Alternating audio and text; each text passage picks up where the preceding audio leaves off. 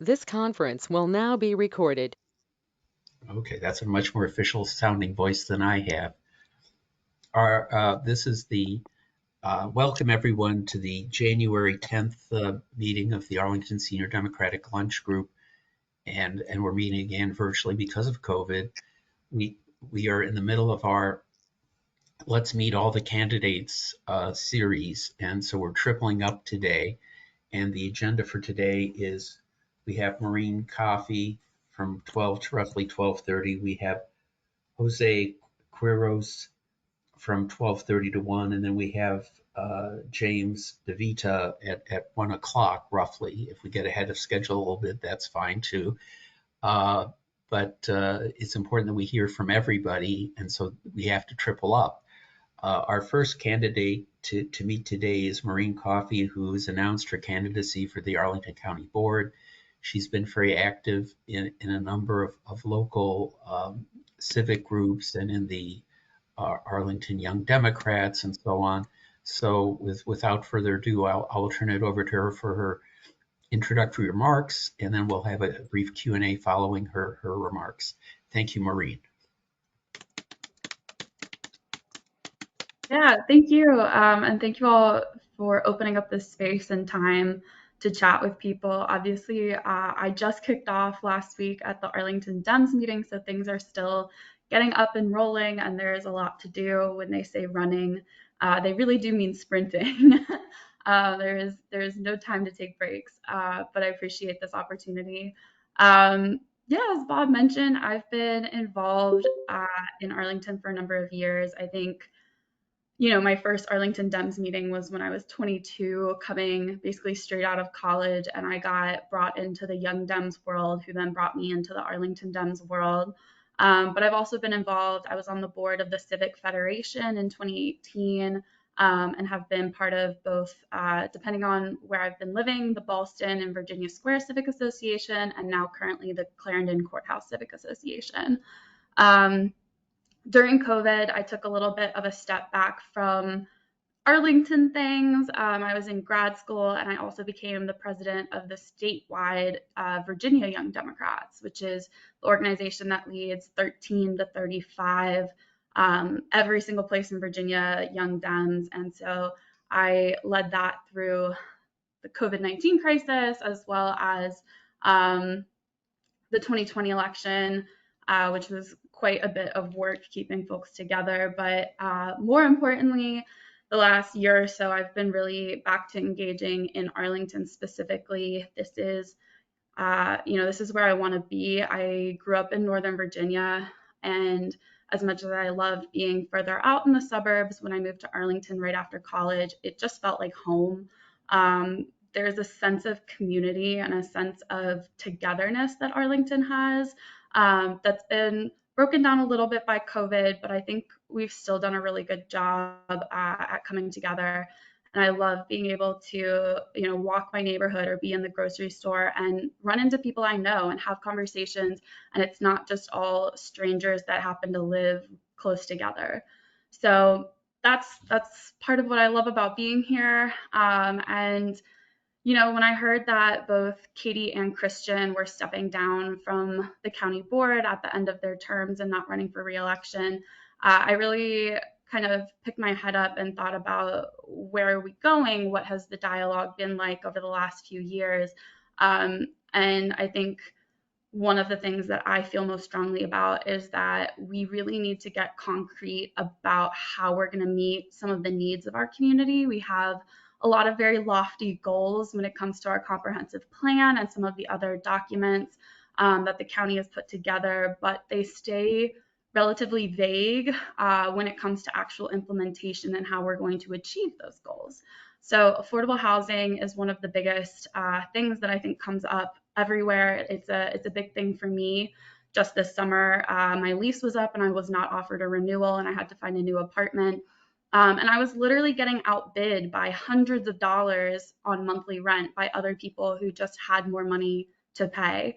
And it was extremely stressful, extremely anxiety inducing. Listings would go up for rentals that they would say that someone's already signed sight unseen in less than 2 hours after the post was made. So it's really a stressful situation when it comes to housing. And it's really great that our county's affordable housing master plan and comprehensive plan have goals of more housing, but we need to really start thinking about where are we going to put that. The county staff projections for population that come from the Metro Washington Council of Governments predicts that we're going to have almost 300,000 people here by 2045. And we need to figure out where we're going to put them, because that's a lot. That's huge growth. And that's growth that's not being led by the county as much as it's just being led by choices to live in more urban areas, by the attraction of the DC area in general as a really great place to live. And we don't want to sacrifice being a really good place to live to fit more people. So for me, it's really about planning ahead and planning in that long-term perspective so that we can meet the needs of having so many more people in our area, and also plan for how we're going to keep the parts that we really love about Arlington. I love having trees. I love having parks and being able to be outside. And I love being able to be walkable and take public transit and not have to rely on a car. And those things are a lot easier to protect when we plan ahead and we can think strategically about how we're going to protect those things, where we're going to put new amenities for the community, rather than reaching a point where we just have a crisis and we just have to build what we can and where we can. And I don't want us to get to that point, because then we're going to lose what makes Arlington such a magical and wonderful place to live. So that's why I jumped into this. My background is that I work professionally in public policy. So I am a policy analyst at the Center for American Progress, which is a progressive think tank. And I focus primarily on early childhood policy. So I work holistically from kind of an economics perspective on what do family needs to be successful, what are the building blocks that we can give to both adults and children to make sure the whole family unit is thriving together. Because, as much as we love to invest in children, if we don't support the adults that take care of them, the children can't be successful on their own. And vice versa. Investing in adults is really great, but we need to be able to support the next generation coming forward as well. So that's my professional background. I've published papers on workforce development, supporting student parents, which are folks pursuing secondary education while they also have young children, which is a really big passion of mine. And most of my work has focused on gender and racial equity. And that's another perspective that I really want to bring to the county board, is how we really ingrain our values into every policy decision, so that racial equity itself isn't a singular policy outcome as much as it's something that we're using to make decisions all throughout. And similar with environmental priorities, weaving our good environmental decisions into every single decision that the county is making is going to make us have a much more holistic and integrated perspective on doing really good and leading on environmental policy, which I think we should continue to be doing. So that is kind of my general spiel here. And I'm happy to open up to questions now that the group has. Yeah. Okay, well, we're a very gentle group of polite questioners. I can assure you we won't eat you for lunch, but I get the privilege of the first question, which is, there's a lot of discussion before the county board for the past year about the so-called missing middle. And could you please, in as much detail as possible, tell us what you think that means and your policy position with respect to it? Thank you. Yeah, this is a question that's come up basically every day for the last month in conversations that I've had.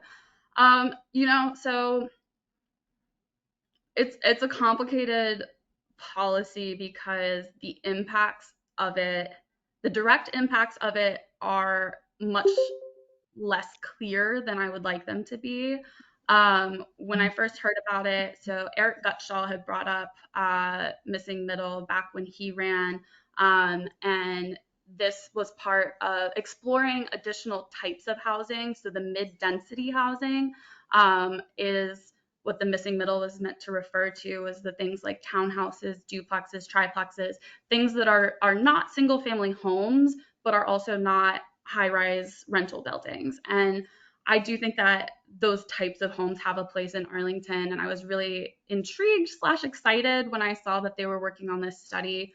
So county staff has said that this is probably going to affect about 20 lots a year, and that the minimum housing price isn't going to be low enough that people in my shoes would be able to buy it. It's as a housing plan, I feel like it's something that I wanted to be enthusiastically like, yes, absolutely 100%. And it's become harder and harder for me to really be excited about it. I think it has a place in Arlington. The way that everything has gone down has really sucked. I'm not going to sugarcoat that. And I think realistically for me, it's not a silver bullet. It's not going to get at the core of our housing issues. And we really need to be thinking about a much bigger question of how are we handling housing in Arlington.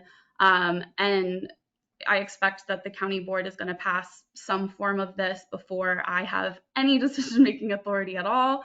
And so I think for me, it's figuring out how do we integrate this into the bigger picture of housing, and what does that look like to do it successfully, and what are the services and supports that the county needs to invest in to make sure that having housing for everyone, whether that's missing middle or other housing, doesn't corrode the experience of living in Arlington for the folks that are already here. Well, just to clarify that last point, I mean, a large part of our housing stock, which admittedly is very expensive, a lot of the houses in Arlington that cost over $1 million a piece, is zoned currently for single family houses. And what do you want to say to the voters who happen to own $1 million houses in Arlington? I think they want to know one way or the other what you're going to do for or to them. Yeah, so again, I think this is going to be decided long before I have any kind of authority. The reality is we have 26 square miles with which to build housing for by 2045, 300,000 people. We can divide that up in any way that we want, and I think that realistically, in order to have enough housing, we're going to have to add some density somewhere. I don't think that is incompatible with the type of lifestyle and the type of neighborhoods that we currently have. I think that there's a way to do this strategically and with a real plan, with the idea of where will schools go? How will we manage the stormwater? Where are we going to put parks and transportation? I think there's a way to do this that preserves everything that we like and adds the density. And I think that I really would like to move away from this kind of mutually exclusive mindset that we can't have density and the things that we love about Arlington. Oh, okay. If I could just interrupt for one brief housekeeping matter. About 2 minutes ago, a phone caller joined us. Could you tell us your name, please? The person that just joined us on the phone. Isis Linda Houghton. Okay, Linda. Thank you so much for joining us. And we will go to Craig Hines for our next question. I just have a basic question. What, if anything, needs to be changed about the form of government in Arlington? Is manager board the best form? Districts, separate districts, some at large, some not? I guess it's asking for your position on tiger or lion or snail or whatever the Federation study was called. Yeah. So um, it's a really good question. I think Arlington's the only locality in Virginia that operates the way that we do. And that comes with some pluses and that comes with some minuses, I think.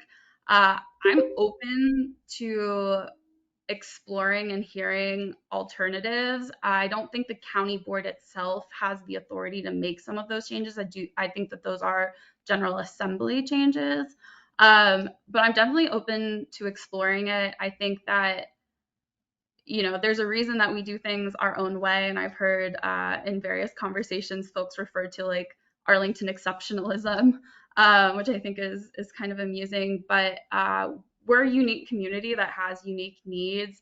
At the same time, things have changed pretty rapidly. And so I think being open at a minimum to looking into it. And I'll admit I read the Tiger report when it came out, but I'm not as familiar with it at this moment as I was. But I think it's a good question. I think it's a fair question, and I'm definitely open to the conversation.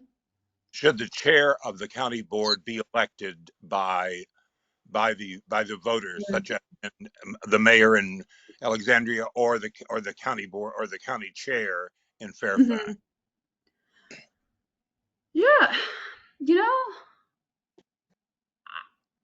I can see that having major benefits. I think with the county board, county manager relationship, having an elected kind of who is it that's setting the vision, right? Who is it that's really the leading the forces, and what are they going towards is something that I understand and agree that voters should have a say in. So I think that is something that would be a reasonable change in my opinion. Whether slash how easy it is to get to that, I'm not sure.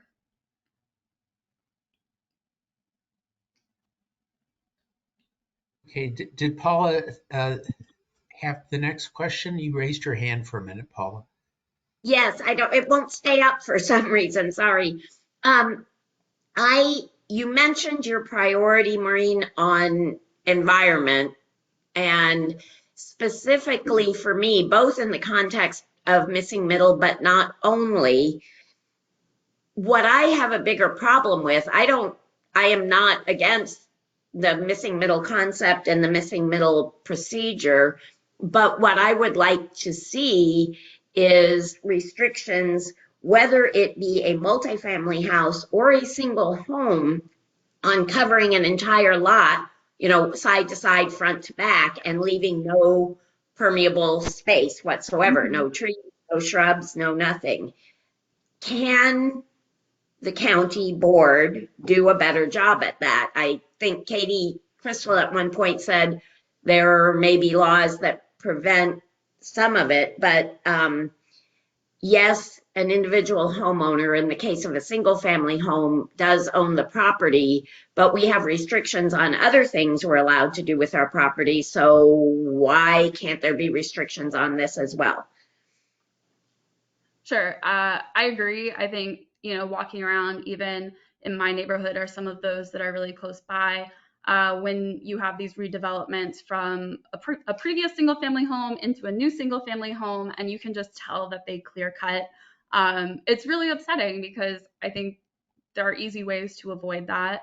And so I think there is more that we can do. I know the county board is currently exploring whether there are changes to the zoning code where if we know that folks are more likely to cut down trees in the front of a development, whether we can push more of the development to the front of the lot to preserve the trees that are in the back. So I think maybe getting creative with some of those more minor changes about how site planning goes.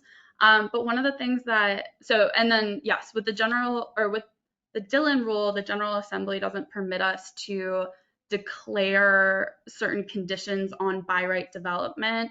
If the developer or a family owns that land, it is largely their decision and their call of what they do on that land. So, which is unfortunate, it's hard. But at the same time, I think that there are maybe some nudges or unofficial ways that we can maybe hopefully get people to start thinking about trees during their permit process.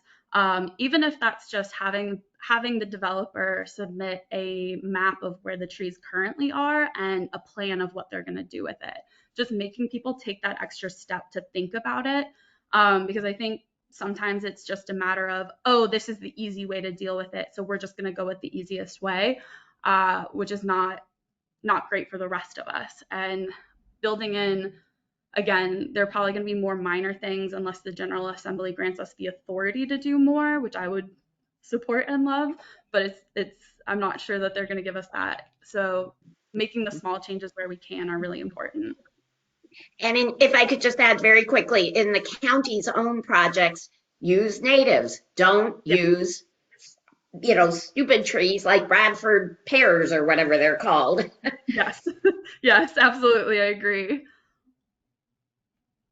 Okay, who wants to ask the next question? If there are none, I'll ask a very quick one. How do you feel about the funding of the Arlington schools and the way that has evolved over the years? Yeah, my mom is a public school teacher, so I grew up all around teachers and schools. When I was little, my mom ran a preschool and daycare in our basement of our home, and so education has really been just a huge part of my entire life.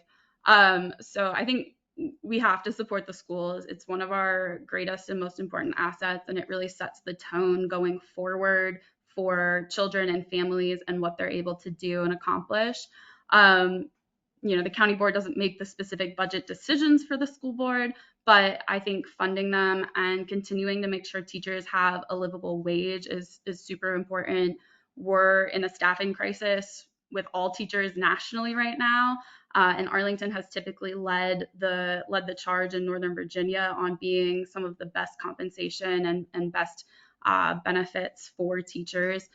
We don't want to lose that, especially right now at a time where it's already so hard to get new teachers and to retain new teachers. Things are really stressful. I've watched my mom have to teach Zoom kindergarten for 2 years and then hybrid kindergarten for 6 months. And if you can imagine wrangling 28 5-year-olds in person, wrangling them on a screen is really a sight to behold. So I've watched how stressful it can be, and we can't leave our teachers out to dry, and we need to also support particularly kids coming through. I don't want to say out of COVID, because I'm not sure especially with the new numbers, I'm not sure we're out of the woods yet, but supporting kids as they come through this process and the new anxieties and the learning loss that has occurred. Now is not the time to disinvest in schools. If anything, we need to support at the level that honestly the professionals tell us we need to support it at. Well, we have one final question from David Tate. David, the floor is yours. Yeah, Maureen, I wanted to kind of follow up on Paula's question about environmental concerns relating to development, and on just a slightly different angle, and that would be that in the neighborhood I'm in, the development has caused a lot of water runoff problems for the neighbors, and so this is maybe different than the big storm water, what goes into the storm drain, and as far as I can tell, there's nothing that in the code that requires the developer to kind of look at how their development is going to change that water flow. And I've been pushing, talking with the existing board members, shouldn't we, in fact, Christian Dorsey gave me a commitment that they would, at least look at this, have something where if you're developing a single lot, that you submit something that has to be approved in terms of how that development is going to change the water flow, and give some assurance that it's not going to all of a sudden create a problem in someone's basement flooding or their backyard flooding. So what are your thoughts on that? Yeah, I support it. I have friends whose parents live up by Military Road, and some of those single home developments, you see kind of the red streaks of the clay runoff water when it rains. And, those are things that are definitely controllable, again, if we plan for it and if we make people actually take a moment to think about how to do it right instead of how to do it fast. We wouldn't let, I live near the Clarendon neighborhood. We wouldn't let one of these giant buildings go up without thinking through the environmental implications of the construction itself, not just the building that exists. And so I think we do need to apply that to our single family development. as well. And then also make sure that we have folks who are able to inspect and enforce that, because I do think that it's one thing to ask people to make a plan, and it's another thing to make sure they stick to it. Okay, well, thanks. Oh, yeah. Maureen, we've come to the end of your half hour. Could you just take 2 minutes to summarize and tell us where your website is and things like that? I can do that for sure. Yeah, it's been really great talking with you all. And, this is just the beginning of a conversation. I'm going to be around for the next 6 months and available.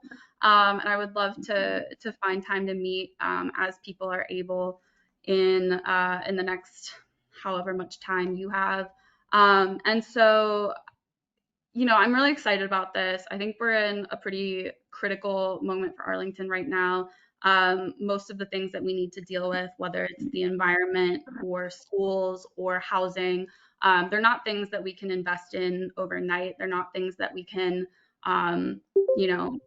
let ourselves get behind on, because once we make the decisions to invest, it does take a series of years in order to actually reach the way that we want things to be. And so for me, it's about really getting ahead and preempting some of these problems, because we can't wait until we're at a point of crisis to be taking action.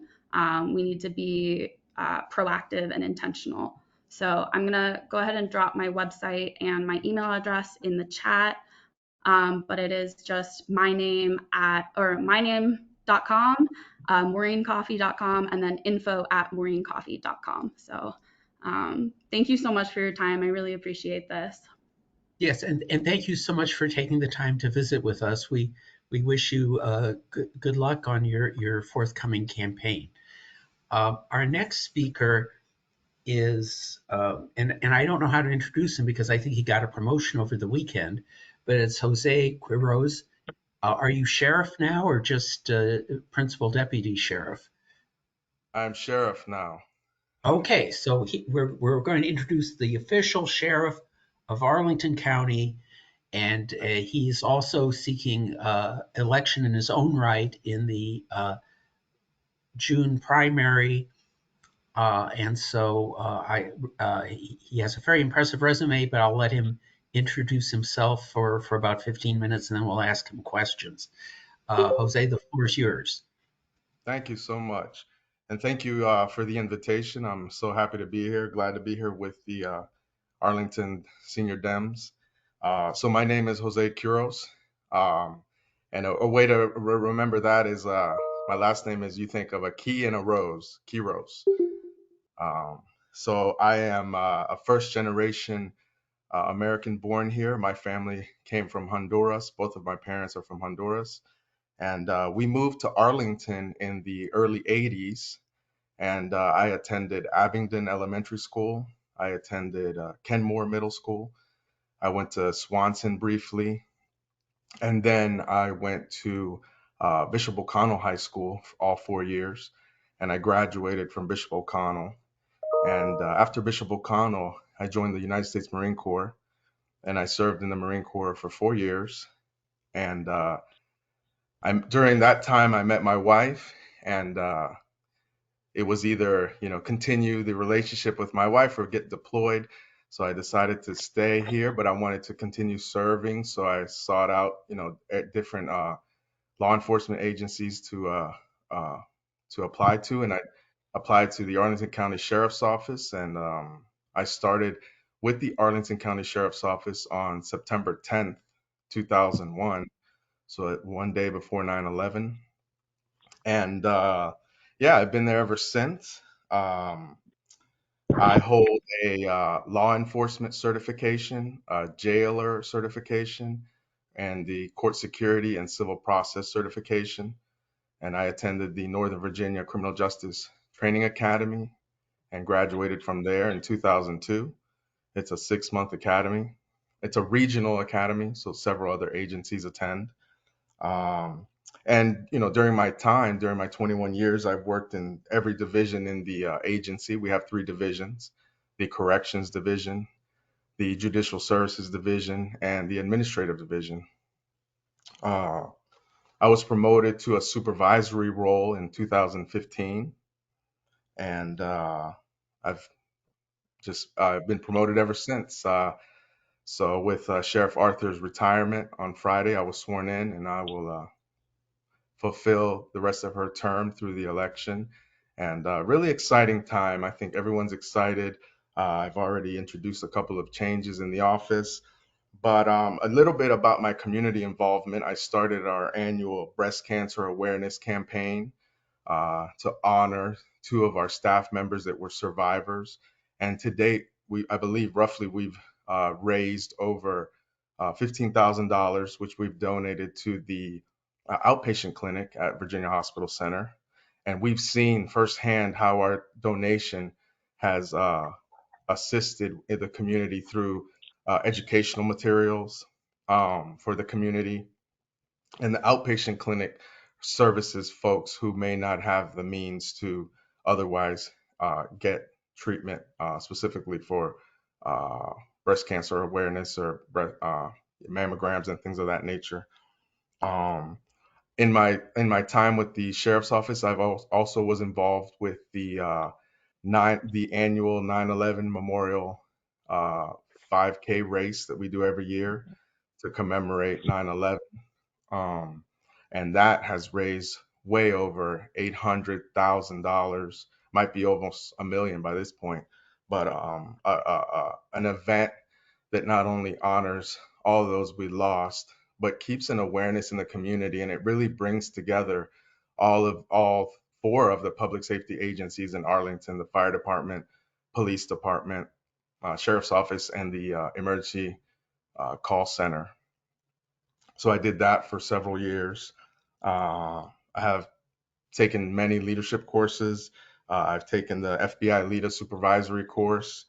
I'm currently in the American Jail Association Jail Executive Institute, and I'm a member of the Virginia Sheriff's Association, the American Jail Association, and the American Correctional Association. So that's a little bit about my background.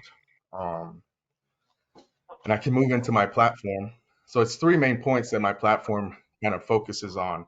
It's running a safe and progressive jail. So immediately I plan on implementing some biometric sensor technology to um, aid in the care of those that are in the most that need the most care in our medical unit.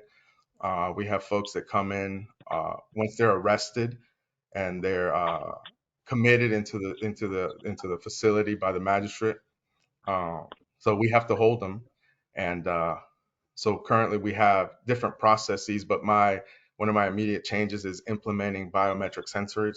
So these things are similar to what a lot of folks might wear, Fitbit, but these things will capture a heart rate, oxygen, and a pulse. So I'm looking into implementing that fairly quickly. Um, so the mental health, substance abuse in the facility, chronic care, focusing on chronic care. A lot of folks that come in on withdrawals have chronic care concerns, so that just aggravates the situation with their withdrawal process.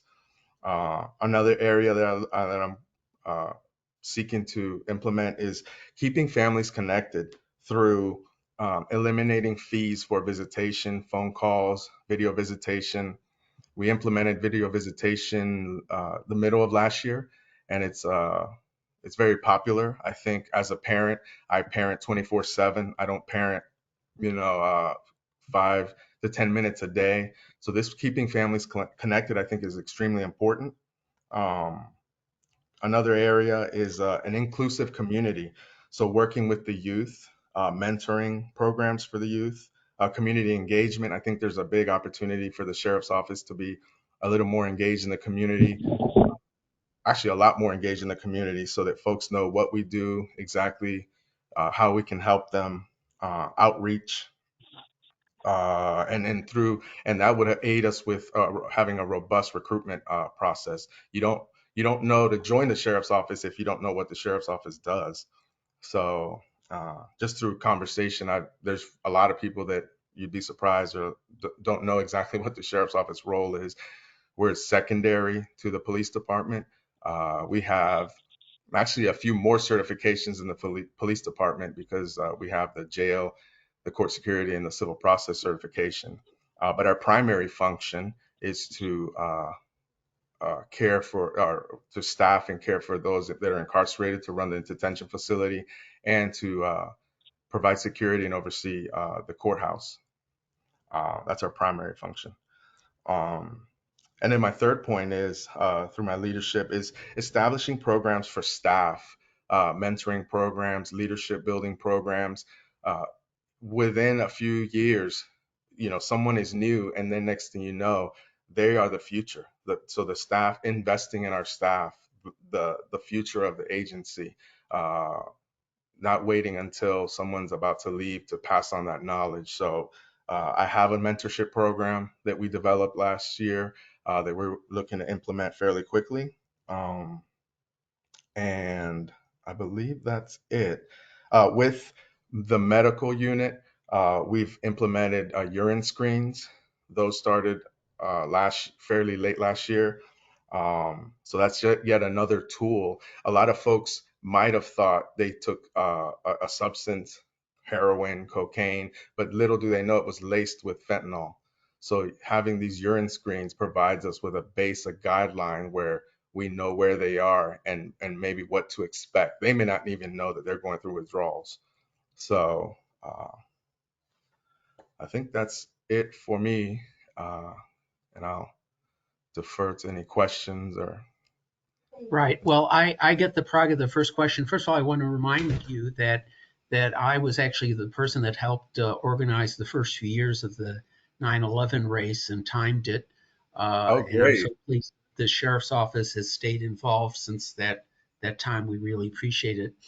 The question I'd like to ask you is that one of your competitors in the primary made a big point of announcing that he felt that the sheriff's office should step in and fill in with the police as a law enforcement agency and sort of cross train. How do you feel about that relationship with the police department? Great question, and thank you for the question.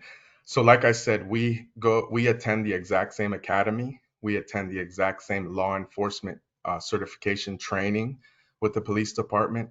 We have a great relationship, but right now, both the sheriff's office and the police department are short-staffed.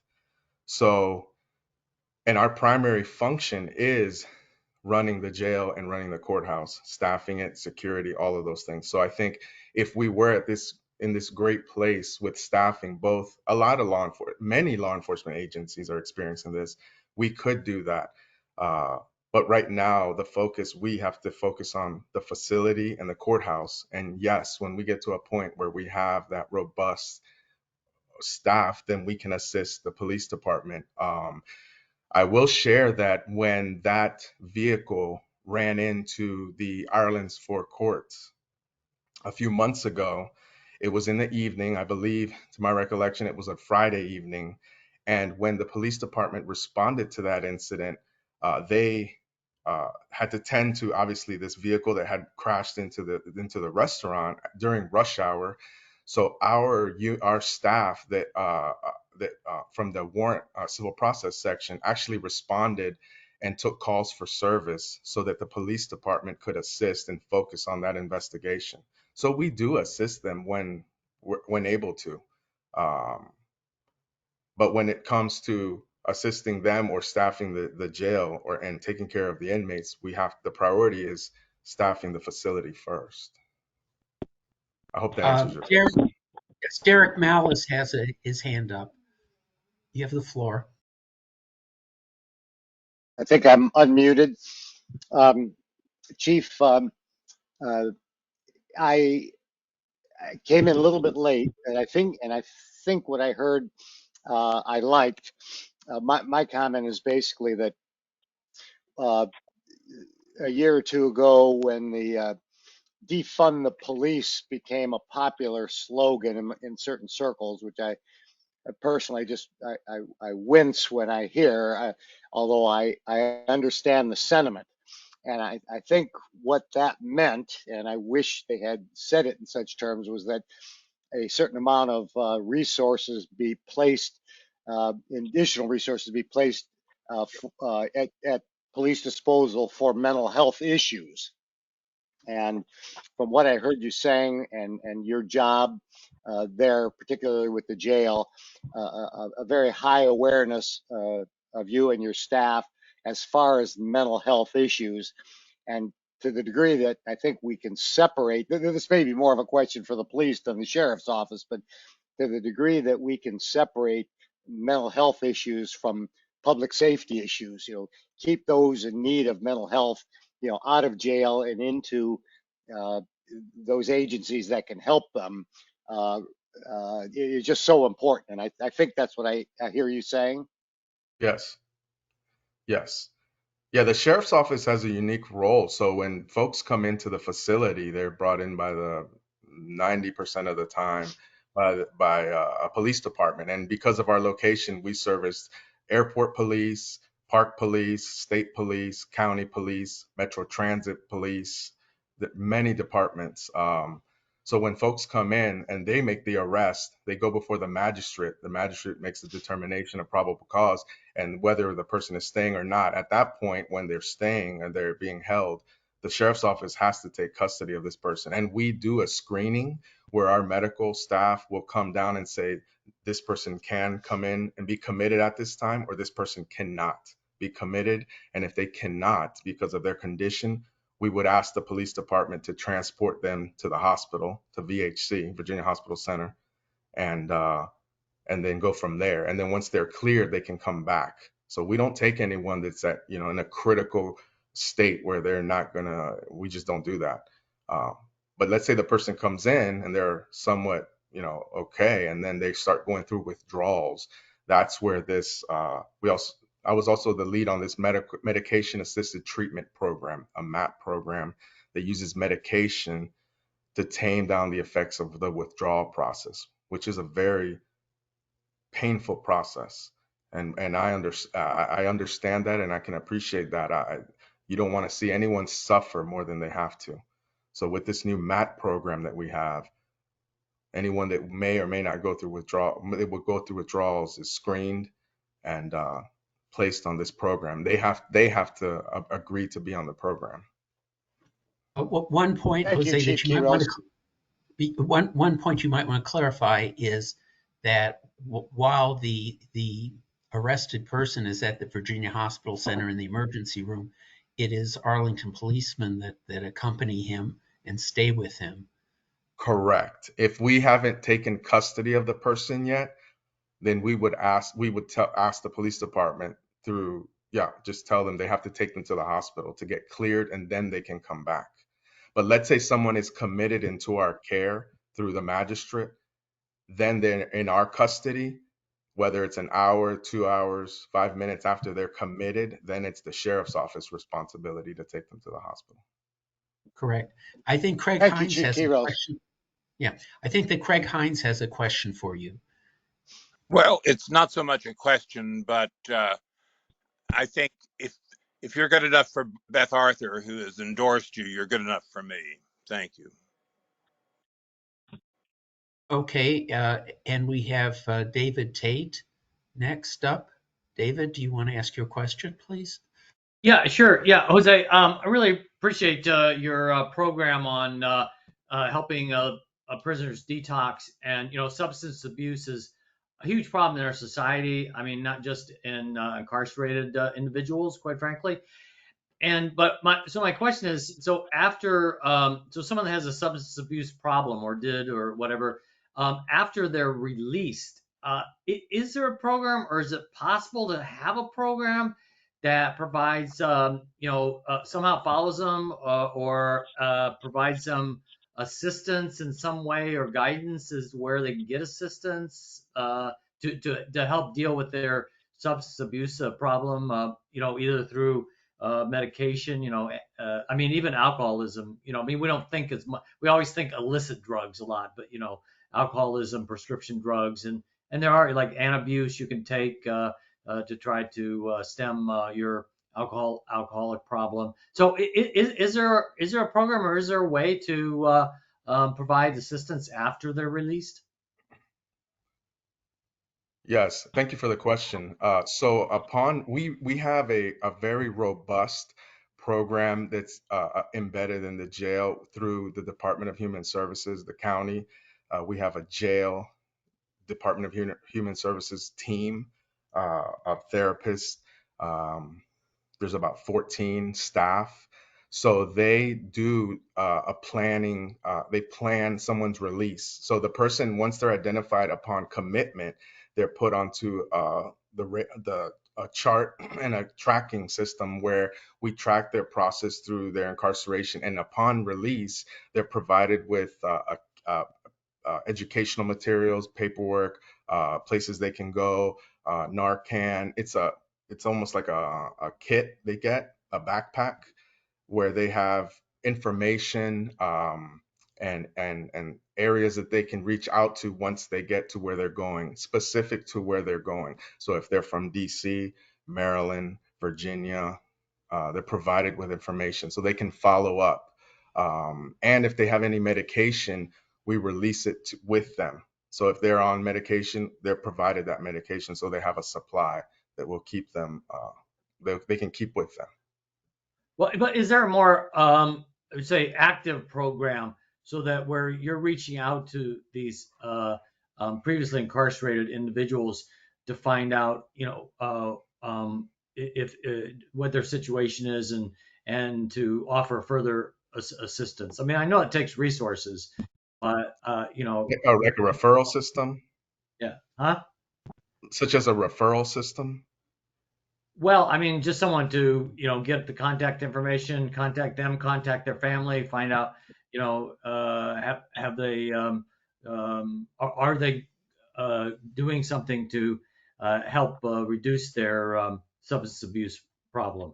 So in other words, yeah, rather than just a package, I understand the package when they're Right. released, I information understand. package, whatnot. Yeah.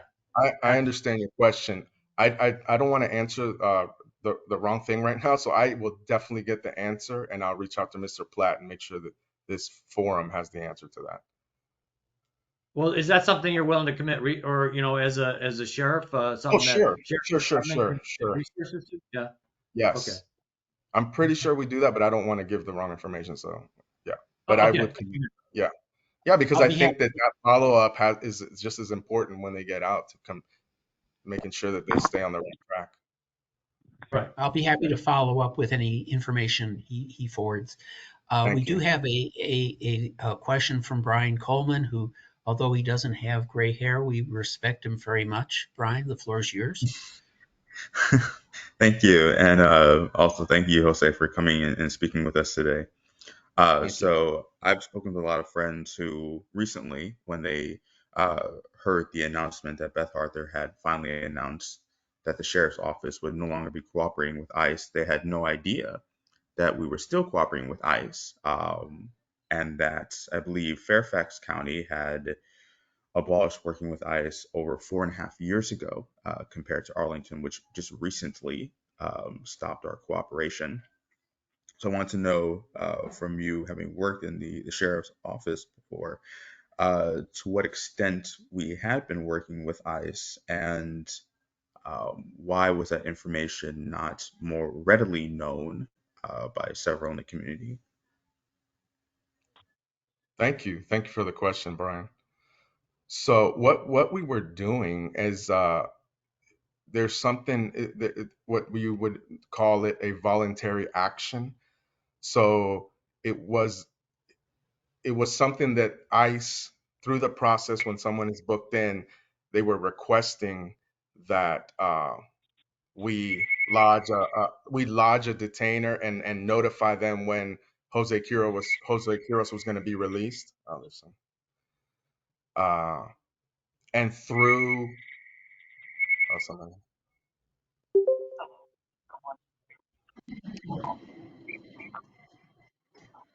I think Mr. DeVita has his mic on.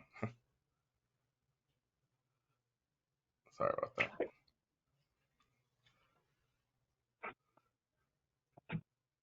Sorry. Can you hear me?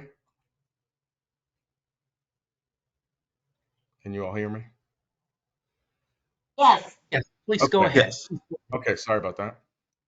So, with we received La Colectiva and Legal Services of Northern Virginia reached out to us. They expressed concern. We went to a meeting with the group, and this is something that Beth Arthur, after consulting with the attorney, we decided that we weren't going to proceed with the voluntary action. Now, if we receive a document signed by a judge or a magistrate of Immigration Customs Enforcement, we will honor that. But any requests, or that's really what voluntary action requests is what they call them, uh, is what we will not honor.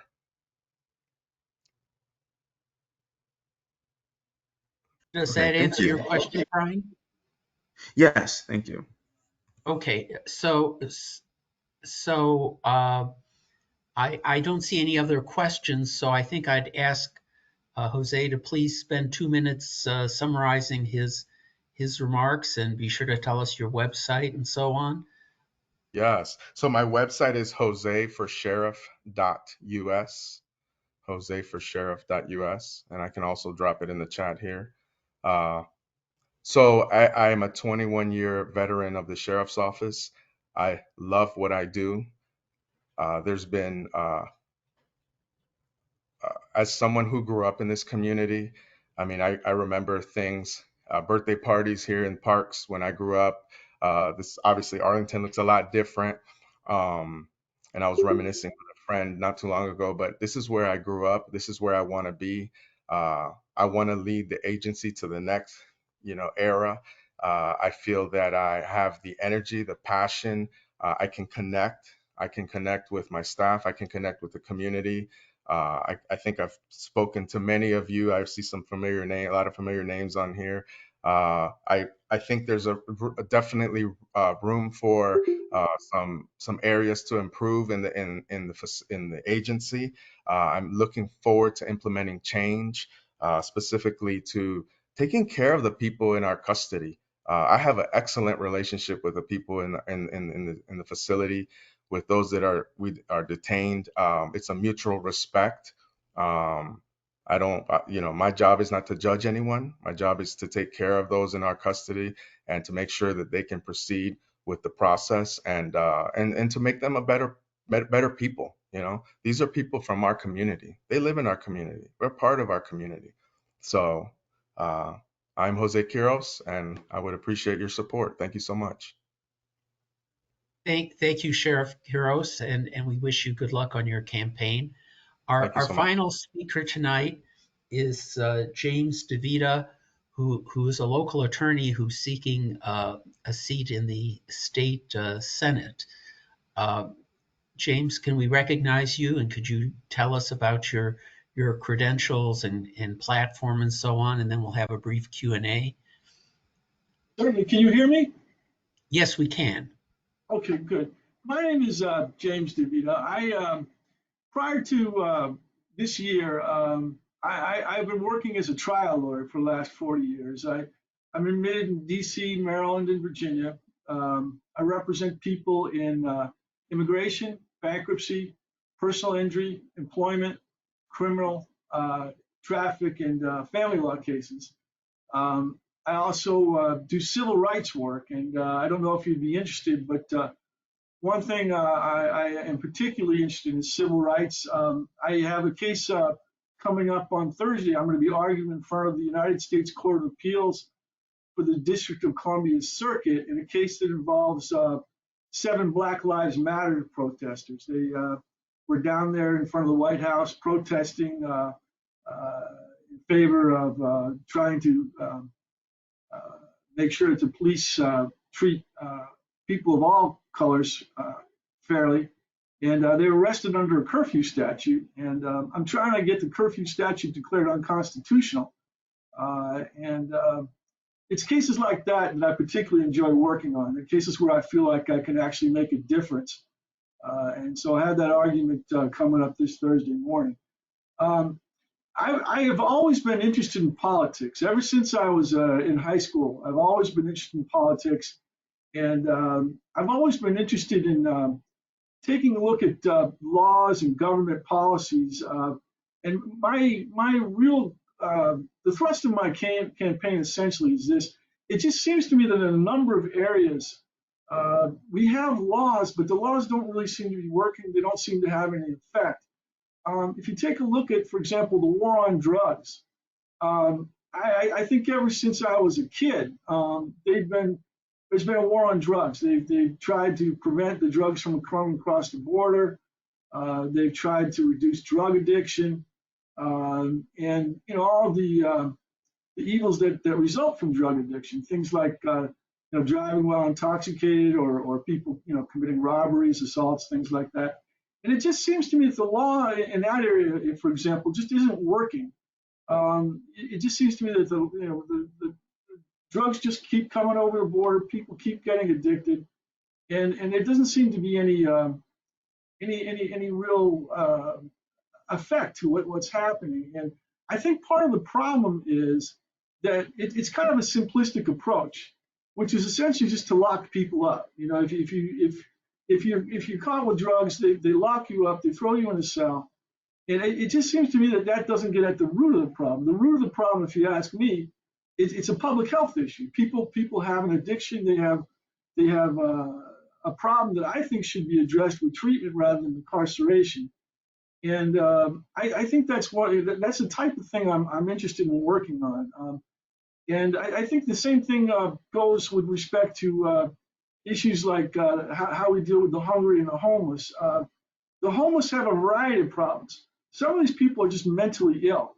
They're out on the sidewalks because at one point in time, the law changed in this country and started releasing a lot of people that they probably shouldn't have.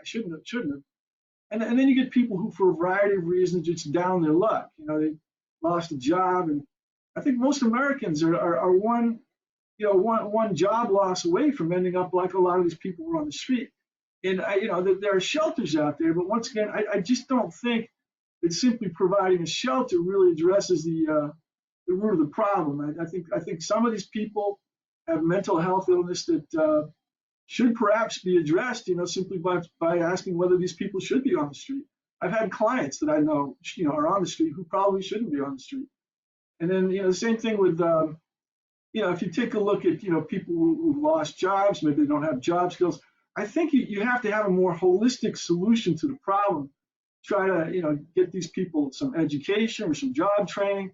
Try to get them some treatment for drug addiction. Try to address mental illness. And at this point in time, I don't think we're doing any of that. I'm also concerned about the homeless. The people who are hungry in this country. This country has enormous wealth. It's got enormous. There's no shortage of finance to address this thing. I just don't understand how anybody in this country can be hungry. We have the resources, and I think that what we need to do is expand on the existing programs we have and see if we can close any gaps that might exist. And then, as far as the environment goes, I think it goes without saying that there are a couple of things that we can do in this country to help the environment that are fairly simple things. For example, I drive an electric vehicle, and I think that for some people, they question whether the electric vehicles have the range. They question whether or not these vehicles are practical. And I can tell you now that I've been driving an electric car for well over a year and a half, and it gets me virtually anywhere I want to go. Occasionally, if I want to travel long distances, you have to do a little more planning because you have to determine where you're going to charge it and when. But the long and the short of it is electric vehicles will go a long way toward helping deal with pollution issues. And the technology, I think, is there. And I think that what we need to do is encourage people to use electric vehicles. We can do that in a variety of ways. One is a tax credit would be very helpful for people buying the cars. There was a law at one point in time that allowed people to take these cars in the express toll lanes without charge. And I think giving people a carrot, as opposed to a stick, giving them some way to encourage them to use electric vehicles would be a good idea. And the same thing I think goes with solar power. I've been looking very seriously at installing solar power at my house. And it's the cost up front is kind of high. It's going to be about $20,000, but there's a federal tax credit that makes that a lot more palatable to a lot of people. And Virginia doesn't have a corresponding state tax credit. And I think if we gave people a state tax credit, to install solar power, and or mandated or at least encouraged people to install solar power in new construction, that would be another thing that we could do to help the environment. And the last thing that I'm concerned about, and I think this is an overriding concern, it's just that this country's gotten so polarized. People in this country literally hate each other. I mean, I just don't think that's too. I don't think I'm putting it too strongly. I mean, they look at people on opposite sides of the aisle, and the discourse has gotten fragmented. And the fact that that some people on the right, for example, are willing to jettison democracy really upsets me. And I think that what we need to do is to somehow try to tone that down, try to reach out to people on the other side, and see if we can get the public discourse to a point where things are more moderate and where people can actually deal with each other in a civil manner. Which I've been around since 1958. I don't think I've ever seen public discourse drop to the level it's at in this country at this time. And maybe there were times in the 60s, the Vietnam War era, when things were like that. But I've never witnessed a situation where people were willing to sacrifice the very fundamentals on which this country is founded. The idea that when you go to the polls and you win or you lose, you respect the result. I just can't believe that that's in question. And so something needs to be done to lower the temperature in this country, to get people to see each other more as people, and to try to make sure that that democracy is preserved, and that the extremists are not the ones that are being paid attention to. That it's more reasonable and rational people that this country is going to listen to. And if we don't start going in that direction, I'm kind of afraid of what's going to happen to this country. January 6th notwithstanding, it's not just January 6th, it's just sort of the general tenor of what's going on in this country. So if I can do anything along those lines, I don't think that you're going to reason with the other side. I just don't think that you can persuade them through logic. I'm not saying that pejoratively, but what I'm trying to say is I think it's more of an emotional kind of thing, and I think that what I would like to try to do is to reach out to people who are on the opposite end of the spectrum and see if we can find some middle ground, and see if we can go ahead and just make this country a little bit more rational, a little bit more calm, and to get the public discourse to something that approaches rationality. And so that's what I'm interested in doing. I have a lot of other ideas, and if you have other questions and other topics, I'll certainly tell you what I think about a whole bunch of things. But those are the things that I'm concerned with most at this time. Thank you for those remarks. I have the prerogative of asking the first question, and I sort of want to follow up on your last point. You're obviously a very intelligent and accomplished person. Some might, in the car analogy, liken you to a Maserati, but over the last 10 or 15 years, I think the General Assembly and the State Senate have been more of a demolition derby. And I'm sort of forced to ask, why would you want to join the demolition derby? And how do you think you could be effective in the context of the current governor and the current level of debate in the House and Senate? Let me answer that very directly. I think that's a great question. I think that the problem really is that the people in the southern and western portions of the state think that we forgot about them, or that we don't care about them, or that we actively hate them. And I think that what we have to do is offer them something. And I think that what people in downstate probably need are jobs. You know what I mean? I think that, I hate to say this, and I could be mistaken, but I think that the people in the southern part of the state are probably not as affluent as people in Northern Virginia. I think that they could use jobs. I think they could use industry. Perhaps we could bring in some manufacturing. Perhaps we could bring in some other types of business. But the idea is to offer them something and to go to those people and say, look, we haven't forgotten about you. We want to help you. And these are the things that we want to do. And, I think the same thing goes. I mean, another good part of Virginia's economy is agriculture. And the same thing, I think that we need to reach out to people in that industry too. There are certain ideas that I have. I mean, for example, the idea that you might be able to help these people get into a new type of farming that's sustainable, for example. The idea that maybe we can encourage them to grow something other than tobacco. The idea that, I guess the bottom line is this: everybody wants something, and if people in the southern and western parts of the state, if they want more income, if they want more jobs, if they want more help economically, I think we can compete there. I think that, like I said, I don't want to engage them on cultural issues because I just don't think there's any basis to do that. I mean, I think that there are two worldviews in this country, one of which is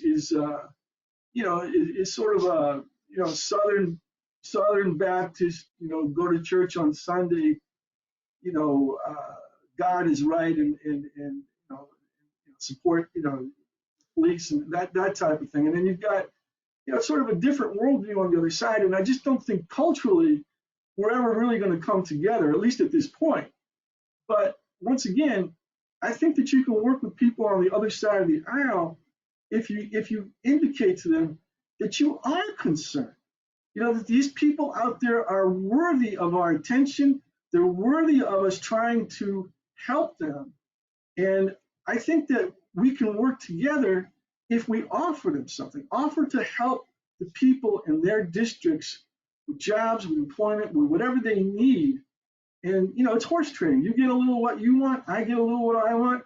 But if you can do that, if we can convince people in Republican-dominated areas that we care about them more than the Republicans do, because we're actually offering them something that's going to put money in their pocket, I think that they'll respond to that. And that would, I think, be a basis for me to try to deal with people on the other side of the aisle, because I will be trying to help them help their constituents. So I guess it's a long explanation, but the long and the short of it, if I can summarize it in a couple of sentences, if we can reach out to the voters in those districts, promise them something that will help them, or at least try to get them something that will help them, I think it would go a long way toward getting the legislators to come around, and maybe even the governor. Thank you for your response. Derek Mantis has a question. James, I couldn't agree more with what you're saying at the end about educating the voters. On the first part about trying to cut through this divide, yeah, I am as frustrated as you and everybody else that so much of the Republican Party is held hostage to disinformation and cultural war issues. So I would just, my comment would be in support of what you're saying. I think the Democratic Party in Virginia and elsewhere has always been the party that has been, more beneficial to the poor in the southwest part of the state. We're offering more. And I guess my one absolute positive suggestion would, and a mystery that I don't quite understand, I don't think that the Democrats' messaging has been effective. I mean, specifically on the issue that for many, many, many years, the Republicans did everything they could to prevent those same residents, 300,000 to 400,000, primarily in southwestern Virginia, from getting Medicare coverage. The Democrats come to power and it happens instantaneously, so that now 300,000 to 400,000 people have the medical care that they used to be dependent on when the Republicans were in control, but when the occasional medical or dental van came through and they were mobbed by people who couldn't afford medical care. We as Democrats need to let these people know that it's the Democrats that provided this basic service. It was the Republicans who opposed this. And I think once we educate the voter, their elected representatives are going to get the message pretty quick. But we've got to do a better job of messaging. And I think this issue of providing medical care is one of the best examples that we could give those folks, and not something we've maximized our advantage on. Yeah, I think you're right. I absolutely do, and I think that the one thing that we've got to do is not to be culture warriors. I mean, I think once you get down that pathway, people just tune out. People's minds are made up on that issue one way or the other. I mean, you're not going to reach them that way. But I think you're right. If we tend to tout things and without going into the cultural issues and just say, look, this is what I want to do for you, and talk to them about concrete things like you're saying, like Medicare or jobs or whatever we can, whatever we can think up that will appeal to people in the southern and western parts of the state. We may, I think we'll attract voters, and if we attract voters, I think the legislators will come around. It's a matter of not debating on their turf, if you know what I mean. Don't engage on cultural issues, but talk about things. The old line from the Clinton presidency that always stuck with me is, "It's the economy, stupid." It's such a pithy statement that really gets across a lot of what I'm trying to say. I think people to a large extent vote on what they think is going to benefit them economically, and I think that's where we need to compete. Paula, do you have a question? Do you want to unmute yourself? Yes, thank you. It's actually a very quick and basic one. Could you please clarify, sir, which district you're running in? And if for me, the number doesn't mean much. If there's an incumbent or if the incumbent, who are you running against or in which district, please? I'm running in the 39th. My opponent would be Mr. Adam Evan.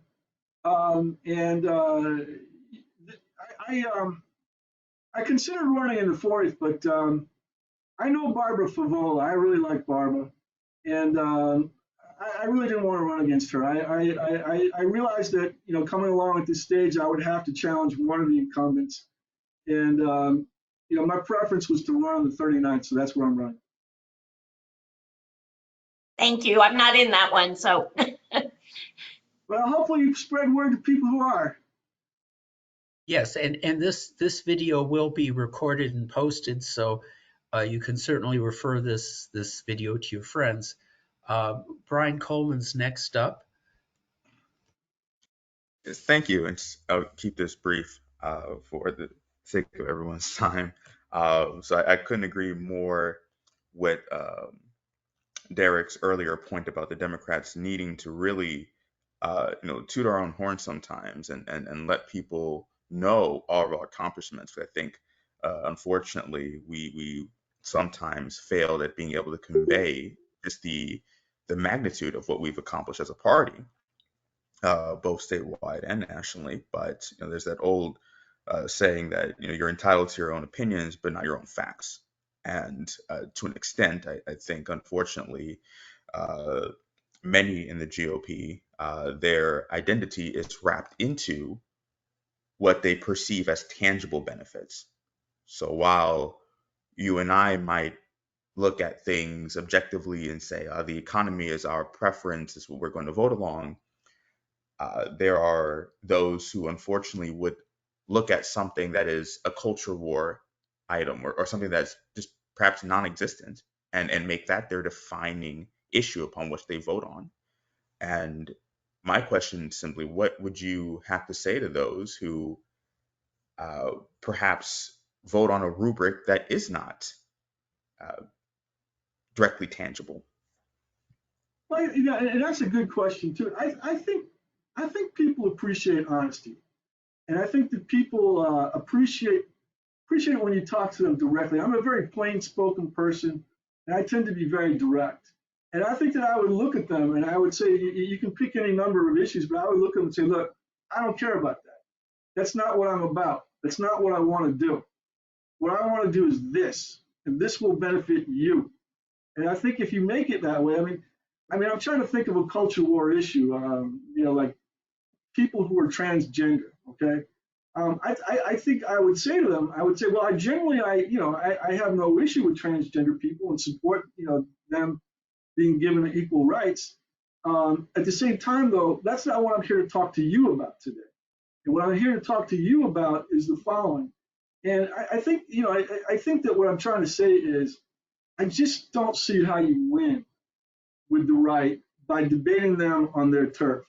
Not that I would, compromise my principles. I'm a very liberal guy, and I'm a very, very much in favor of civil rights and equal rights, as you can see by the case I've got going, in 2 days' time. But what I'm trying to suggest is, by continuing to harp on that, and dwell on that, you amplify that issue, and maybe it does become of overriding importance to people.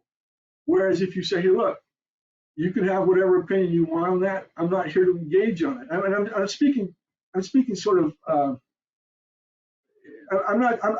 wouldn't phrase it exactly like that. But what I'm trying to say is, I think I would say something to the effect of, I'm sure people have differences of opinion about that issue, but is that really what's important? What I'm here to talk to you about is important because it will put money in your pocket, and I think that's the way I would deal with it. And I think that goes a long way to diffusing the situation. And people come in, they want to yell, they want to scream, they want to fight about things that they consider immoral or against the Bible, or just not part of the current conservative point of view. And the Republicans trade on that. And so something that to a certain extent, is not really germane to what's going to help a majority of the people, suddenly becomes an overriding issue. And I think, like I said, I think the way to deal with them is to simply say, I understand that you have a difference of opinion, but I want to talk about X, and X will benefit you. Okay, thank you. Derek, you're next. Yeah, I'm sorry. My last question for you, James. I'm gonna query you on the I think what some people would call the Al Eisenberg corollary. Basically, that is, when you run against an incumbent, there better be something that there's some reason for that. And my feelings about Adam has been that he's been a progressive paragon for a number of years. You sound like in many ways you're advocating positions that he has for many years. And so I'm wondering why you would be a better state senator than Adam has been. Well, I think that's an excellent question too. I've looked at some of the things that Mr. Evans has been doing, and the only thing I can tell you is, I think that we're looking at different priorities. For example, I come from a legal background, and so the issue about decriminalizing drug possession, for example, is not an issue that Mr. Evans, I think, has had an interest in. There are also other things I'm interested in, like bail reform. I mean, why should the court have money bail? Why should somebody who is poor not be able to get out of jail while somebody who's rich can, because they can post a bail? Civil forfeiture laws, for example, the government right now has the ability to seize your property without a conviction, and that's another thing that I'm interested in. So there's some issues that I'm interested in that Mr. Evans simply isn't. And being an attorney, I think I have a perspective on those, having been in court, having dealt with criminal cases and a whole variety of cases. I think there are things that I'm aware of that he simply is not, simply because I practice law every day and I just see these things play out in court. And there are a number of other legal issues. For example, in custody cases, I think there should be a presumption that both parents should share custody. Right now, the presumption is the other. The presumption is the other way. I think it's better for parents and children if both parents participate in raising their children. So there are a number of areas that I would have a perspective on, and Mr. Evans does it simply because he's not an attorney, hasn't worked in those areas. And then I think the other thing that I'm proposing that, once again, I see is a real change in some areas that Mr. Evans, I don't think, has advocated. For example, I don't see anything. I've looked at his platforms. I looked at what he's done. I don't see anything where he's talking about tax credits for electric vehicles or for solar power. I don't see anything in what he's proposed about dealing with the hungry and dealing with homeless people. And I don't see anything in what he's talking about that deals with trying to bridge the gap between the conservatives and the liberals in the country. So I think the long and the short of it is, I want to do different things, and I want to do things that are, probably a little bit more. How do I say this? I don't want to say drastic, but just a market change from what's going on in the past. I want to look at things and ask whether a law makes sense because of the social policies underlying it with it. I mean, for example, the idea of drug possession. How does it help anybody to stick somebody in a jail cell? If they're otherwise a decent human being, to put them in a cell simply because they used the drug, I just don't see how that benefits anybody. Whereas if you go ahead and get them treatment, I think there is a benefit to that, and it might actually go a lot further to solve the problem. So I guess what I'm trying to say is, Mr. Evan and I want to do different things, absolutely different things. I want to do things that he's not doing, and I want to propose actual change. I want to change things. Mr. Evans' last three legislative accomplishments that I was able to see, one was getting air conditioning, for prisoners in some prisons. Another thing was, I think it's a John Warner Maritime building that he had a hand in, and there was one other item, but it's just not the types of things that I want to do, which I think are bolder. I think they're a little, it represents an actual change, and it represents an actual change in areas that Mr. Evans isn't addressing. So I hope that's a significant answer to your question. Oh, okay. Well, we're slowly losing our audience here. James, do you want to just take 2 minutes to make a closing statement and tell us how we can reach you? Do you have a website?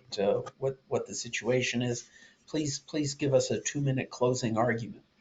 All right. Well, I like the phrase closing argument. That's something I do pretty frequently. I like I said, hopefully you're interested in some of the same issues I'm interested in. Hopefully you all want to make some change here in Virginia. You can reach me. I think the best way is just to email me. My email address is jdevitalaw@gmail.com. jdevitalaw@gmail.com. I do have a website, www.devitalaw.com, but it's not particularly politically oriented right now. I'm going to be going ahead to develop a website that's addressed simply to politics. But I think that what I would encourage anybody who wants to talk to me to do is to either email me, and I certainly will respond, or to call me at 703-351-5015. I'm in court in the mornings a lot of times, but I'm very reachable. And I promise you, if you reach out to me, I will reach out to you. I can't do this without your help. And if you're willing to help me, or you want to talk to me, find out what my positions are, I'm very responsive, and I can guarantee you one thing: I will give you a direct answer to a direct question. And I certainly want to thank you. I know that this is a senior citizens group, and I'm sorry if we're at the end of our time, but I want this to be a two-way conversation too. If anybody has some issues that they would like addressed, or anything that they think that it would be a good idea for me to consider and to propose, I'm interested in what you think as well. So if anybody wants to call me or talk to me, I certainly would appreciate it, and I certainly would appreciate your support. Thank you very much. Well, we deeply appreciate you taking the time to visit with us today, and we wish you good luck on your campaign. The next meeting will be the second Tuesday in February, and I think we'll have another 3 candidates. We're trying to avoid having 2 candidates for the same office on the same day, but we do appreciate everyone sticking it out to the end, and we will see you in February. Thank you very much. Yes, go ahead, please. The video that you're talking about, could you email me a copy? I'd certainly like to have a copy if I could. Yes, we posted on Facebook. Yes, sir. I'll send you. Thank you very much for coming out. Okay.